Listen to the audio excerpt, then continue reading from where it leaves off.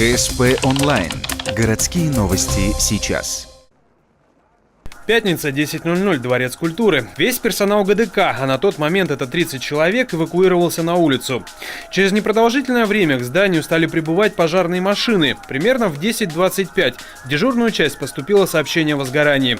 Известно, что горит что-то на складе декораций рядом с большой сценой. Задымление. Также есть двое пострадавших где-то в зале. Именно с такой легенды начались пожарные учения и эвакуация Дворца культуры.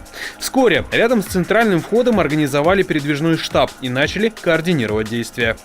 Поняла, условно вызвать ОСО с резервными баллонами и мастером ГДЗ.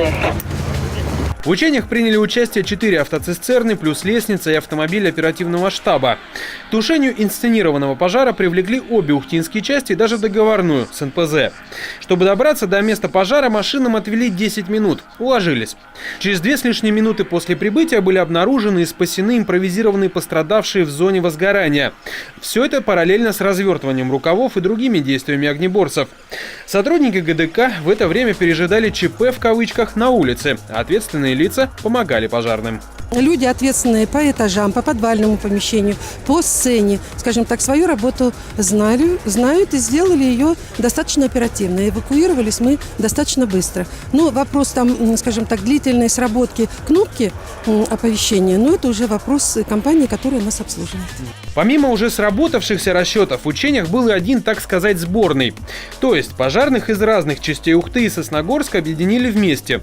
Так делают во время крупных пожаров, и не факт, что придется работать с привычной командой. Вот и решили посмотреть, как себя покажут. В итоге потушить инсценированный огонь и спасти пострадавших удалось примерно за полчаса с лишним. Оценка действий персонала и пожарных удовлетворительна. Где-то, может быть, просторопнее в каких-то случаях быть, опять же, вот для этих сборных звеньев.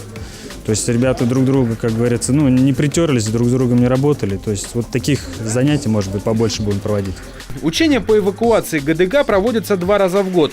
С инсценировкой реального возгорания и таким масштабным привлечением пожарных расчетов пореже. После завершения тушения пожарные полностью проверили весь ГДК. Тщательный осмотр – важная составляющая учений. В целом, было замечено, подобные тренировки стоит проводить чаще.